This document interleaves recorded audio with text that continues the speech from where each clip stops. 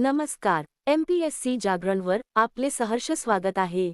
आज आहे 2 एप्रिल 2026 आणि आजच्या दैनिक चालू घडामोडींवर आधारित महत्त्वाचे प्रश्न आपण या व्हिडिओमध्ये पाहणार आहोत. तरी सर्वप्रथम जर आपण नवीन असाल तर चॅनलला अवश्य सबस्क्राईब करा. चला तर मग आजच्या व्हिडिओला सुरुवात करूया. प्रश्न 1. नुकताच उत्कल दिवस कधी साजरा करण्यात आला आहे? याचे अचूक उत्तर आहे पर्याय बी. 1 एप्रिल. स्पष्टीकरण. नुकताच 1 एप्रिल 2026 रोजी उत्कल दिवस अर्थात ओडिसा डे साजरा करण्यात आला आहे. हा दिवस दरवर्षी 1 एप्रिल रोजी ओडिशा राज्याचा स्थापना दिवस म्हणून साजरा केला जातो. कारण 1 एप्रिल 1936 रोजी ओडिशा भाषेच्या आधारावर एक स्वतंत्र राज्य बनले होते. 2026 मध्ये ओडिशाचा 99वा स्थापना दिवस साजरा केला जात आहे. ओडिशा हे भाषेच्या आधारावर वेगळे झालेले पहिले राज्य मानले जाते. प्रश्न 2. नुकतेच माधवपूर मेळा 2026 चे आयोजन कोणत्या राज्यात करण्यात आले आहे? याचे अचूक उत्तर आहे पर्याय सी. गुजरात. स्पष्टीकरण. वर्ष 2026 मध्ये प्रसिद्ध माधवपूर मेळा म्हणजेच माधवपूर घेड मेळा गुजरातच्या पोरबंदर जिल्ह्यातील माधवपूर गावात आयोजित करण्यात आला आहे. हा 5 दिवसांचा उत्सव जो 27 मार्च 2026 पासून सुरू झाला, भगवान कृष्ण आणि रुक्मिणी यांच्या विवाहाचे प्रतीक आहे आणि तो गुजरातला ईशान्य भारताच्या संस्कृतीशी जोडतो. गुजरात राज्याची माहिती. राजधानी गांधीनगर. मुख्यमंत्री भूपेंद्रभाई पटेल. राज्यपाल आचार्य देवव्रत. येथे लोकसभा 26, राज्यसभा 11 आणि विधानसभा 182 जागा आहेत. आता पाहू गुजरातशी संबंधित इतर चालू घडामोडी. UCC म्हणजेच समान नागरी संहिता विधेयक मंजूर करणारे गुजरात हे दुसरे राज्य बनले आहे. गुजरात सरकारने विधानसभेत समान नागरी संहिता 2026 विधेयक मांडले.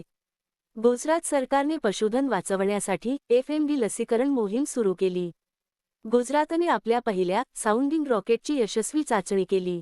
गुजरात सरकारने उच्च कृषी क्षमता असलेल्या 500 गावांना नैसर्गिक शेती गावे म्हणून विकसित करण्याची योजना जाहीर केली. गुजरात सरकारने AQI म्हणजेच हवेची गुणवत्ता आणि तलावांच्या आरोग्यावर लक्ष ठेवण्यासाठी लेक अँड एअर वॉच उपक्रम सुरू केला. गुजरात सरकारने हर स्टार्ट 5.0 नावाचा एक महत्त्वपूर्ण उपक्रम सुरू केला. प्रश्न 3. नुकतीच जागतिक व्यापार संघटनेची 14वी मंत्रिस्तरीय परिषद कोठे आयोजित करण्यात आली आहे? याचे अचूक उत्तर आहे पर्याय बी. याऊंडे. स्पष्टीकरण. जागतिक व्यापार संघटनेची 14वी मंत्रिस्तरीय बैठक 26 ते मार्च 29 दरम्यान याऊंडे, कॅमेरून येथे आयोजित केली जाणार आहे.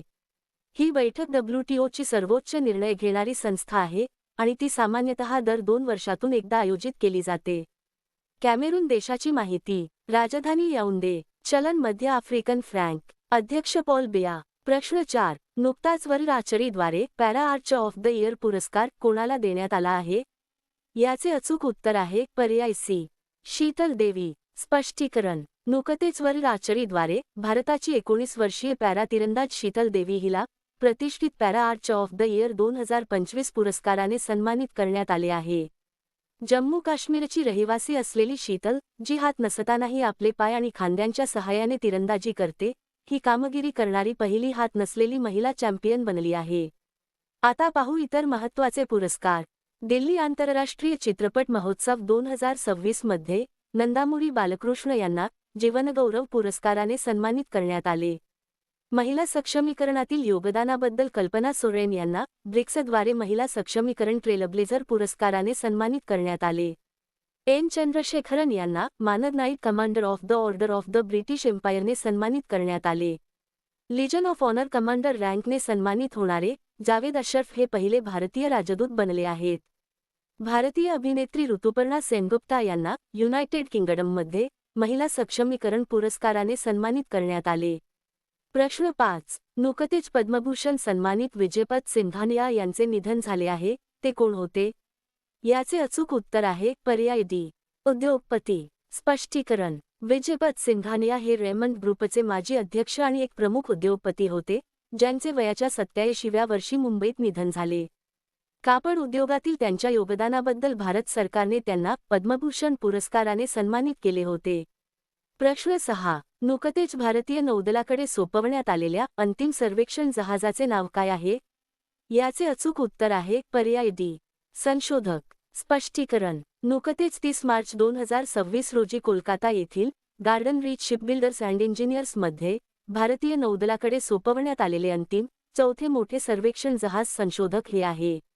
स्वदेशी सर्वेक्षण जहाज प्रकल्प अंतर्गत बांधलेले हे शेवटचे जहाज आहे, ज्याचा उद्देश किनारपट्टी आणि खोल पाण्यात जलसर्वेक्षण करणे हा आहे. या 4 मोठ्या सर्वेक्षण जहाजांच्या बांधणीचा करार 30 ऑक्टोबर 2018 रोजी करण्यात आला होता. प्रश्न 7. नुकतेच कोणत्या देशाचे माजी राष्ट्राध्यक्ष चंद्रिका प्रसाद संतोखी यांचे निधन झाले आहे? याचे अचूक उत्तर आहे पर्याय सी. सुरिनाम. स्पष्टीकरण. सुरिनामचे माजी राष्ट्राध्यक्ष चंद्रिका प्रसाद संतोखी यांचे 31 मार्च 2026 रोजी वयाच्या 67व्या वर्षी निधन झाले आहे. ते भारतीय वंशाचे होते आणि त्यांनी 2020 ते 2025 पर्यंत सुरिनामचे राष्ट्राध्यक्ष म्हणून कार्य केले होते. त्यांच्या निधनाबद्दल पंतप्रधान नरेंद्र मोदी यांनी तीव्र शोक व्यक्त केला आहे. त्यांनी भारतीय वंशाचे नेते म्हणून जागतिक स्तरावर सुरिनामचे प्रतिनिधित्व केले.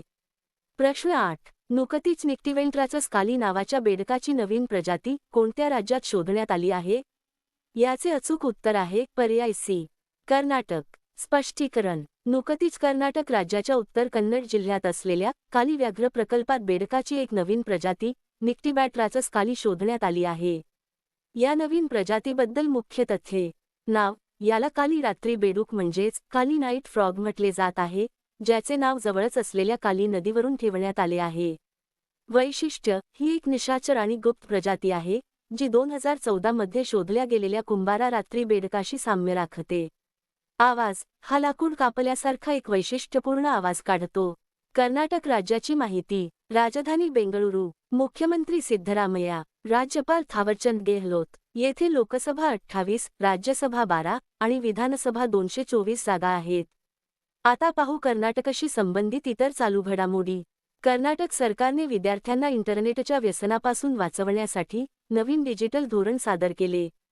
एकात्म मानव दर्शन भारताचा जागतिक दृष्टिकोन या विषयावर आंतरराष्ट्रीय शैक्षणिक परिषद मैसूर येथे पार पडली. दृष्टिहीनांना प्रवासात मदत करणाऱ्या ध्वनिस्पंदन या नाविन्यपूर्ण उपक्रमासाठी कर्नाटक सरकारला राष्ट्रीय पुरस्काराने सन्मानित करण्यात आले. कर्नाटक सरकारने 16 वर्षांखालील मुलांसाठी सोशल मीडिया वापरावर बंदी घालण्याचा निर्णय घेतला आहे. आयबीएमने भारतातील पहिले इन्फ्रास्ट्रक्चर इनोव्हेशन सेंटर बेंगळुरूमध्ये सुरू केले.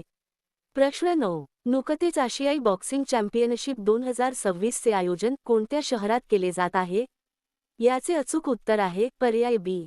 उलानबटार. स्पष्टीकरण. आशियाई बॉक्सिंग चॅम्पियनशिप 2026 चे आयोजन मंगोलियातील उलानबटार येथे मार्च 28 ते 11 एप्रिल 2026 या कालावधीत केले जात आहे.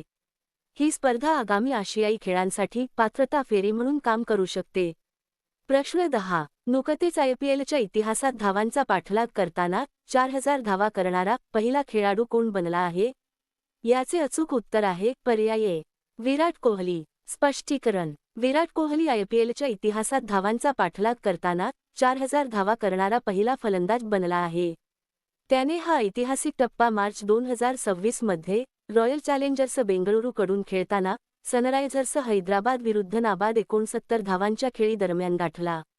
या विक्रमासह त्याने आयपीएलमध्ये धावांचा पाठलाग करताना सर्वाधिक 50+ स्कोर 21 वेळा करण्याचा विक्रमही आपल्या नावावर केला. प्रश्न 11. नुकतेच पंतप्रधान मोदींनी कोठे सम्राट संप्रती संग्रहालयाचे उद्घाटन केले आहे? याचे अचूक उत्तर आहे पर्याय सी. गांधीनगर. स्पष्टीकरण. पंतप्रधान नरेंद्र मोदी यांनी 31 मार्च 2026 रोजी गुजरातच्या गांधीनगरमधील कोबा येथे सम्राट संप्रती संग्रहालयाचे उद्घाटन केले. श्री महावीर जैन आराधना केंद्रात असलेले हे संग्रहालय जैन धर्माचा समृद्ध वारसा दर्शवतो. येथे 2200 वर्षे जुन्या मूर्ती आणि हस्तलिखिते आहेत. हे संग्रहालय जैन धर्म आणि अहिंसेचे प्रसारक सम्राट अशोक यांचे नातू सम्राट संप्रती यांच्या सन्मानार्थ बांधण्यात आले आहे. प्रश्न 12. नुकतेच भारतीय नौदलाकडे सोपवण्यात आलेले स्वदेशी स्टेल्थ फ्रिगेट दुनागिरी कोणत्या प्रकल्पांतर्गत तयार करण्यात आले आहे? याचे अचूक उत्तर आहे पर्याय बी. प्रकल्प 17A. स्पष्टीकरण. नुकतेच भारतीय नौदलाकडे सोपवण्यात आलेले स्वदेशी स्टेल्थ फ्रिगेट दुनागिरी अर्थात INS दुनागिरी प्रकल्प 17A अंतर्गत तयार करण्यात आले आहे. हे नीलगिरी श्रेणीतील 5वे युद्धनौका आहे, ज्याची बांधणी कोलकाता येथील garden reach shipbuilders and engineers लिमिटेडमध्ये करण्यात आली आहे. या जहाजाचे नाव पूर्वीच्या INS दुनागिरीच्या नावावरून ठेवण्यात आले आहे, जे 1977 ते 2010 पर्यंत सेवेत होते. आता मागील व्हिडिओमधील प्रश्न. नुकतेच कोणत्या देशाच्या सरकारने इयत्ता 5वी पर्यंतच्या मुलांसाठी सर्व पारंपरिक परीक्षा रद्द केल्या आहेत? याचे अचूक उत्तर आहे नेपाळ. आता पाहू अतिशय महत्त्वाचे उजळणी प्रश्न. हरियाणा पोलिसांनी नागरिकांच्या सुरक्षेसाठी अभेद्य ॲप्लिकेशन लॉन्च केले. चापचरकूट सण मिझोराममध्ये साजरा करण्यात आला. बालेंद्र शाह हे नेपाळचे सर्वात तरुण पंतप्रधान बनले आहेत. माल्टा हा देश 2027च्या राष्ट्रकुल युवा खेळांचे यजमानपद भूषवणार आहे. सरहुल महोत्सव झारखंडमध्ये साजरा करण्यात आला. रॉयल चॅलेंजर्स बेंगळुरू ही IPL इतिहासातील सर्वात महागडी टीम बनली आहे. गौधाम योजना छत्तीसगडमध्ये सुरू करण्यात आली. UCC विधेयक मंजूर करणारे गुजरात हे दुसरे राज्य बनले. भारत चीनला मागे टाकून अमेरिकेला कापूस उत्पादनांची निर्यात करणारा सर्वात मोठा देश बनला आहे. मॅट ब्रिटन यांची BBCचे नवीन महासंचालक म्हणून नियुक्ती करण्यात आली आहे. SBI जनरल इन्शुरन्सचा ब्रँड अँबेसेडर म्हणून पंकज त्रिपाठी यांची नियुक्ती करण्यात आली आहे. भूमिका श्रेष्ठ यांची नेपाळची पहिली ट्रान्सजेंडर महिला खासदार म्हणून नियुक्ती करण्यात आली आहे. तेलंगणा सरकारने इंदिरा आम्हा कुटुंब जीवन विमा योजनेची घोषणा केली. चंदीगड हे भारतातील दुसरे पूर्ण साक्षर केंद्रशासित प्रदेश बनले आहे. उत्तराखंड सरकारने स्वास्थ्य धाम पोर्टल सुरू केले. मथुआ धर्ममेळा पश्चिम बंगालमध्ये आयोजित करण्यात आला होता. पंचदोल मिलन यात्रा ओडिशामध्ये आयोजित करण्यात आली होती. मयंक चक्रवर्ती भारताचा 94वा ग्रँडमास्टर बनला आहे. सर्वात तरुण self made billionaire Surya Midha बनला आहे.